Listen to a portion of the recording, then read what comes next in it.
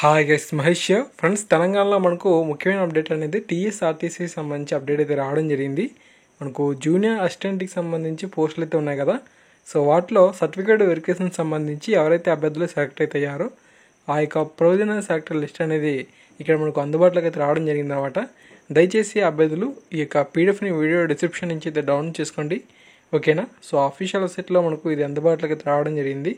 So ఇక certificate verification అనేది ఎప్పుడు ఉండబోతుందంటే 24/5/2019 ఉదయం 10 గంటలకి టీఎస్పీఎస్సీ ఆఫీస్ ప్రతిభా భవన్ ఎంజే రోడ్ నాపల్లి హైదరాబాద్ దగ్గర ఉండబోతుంది, ఓకే.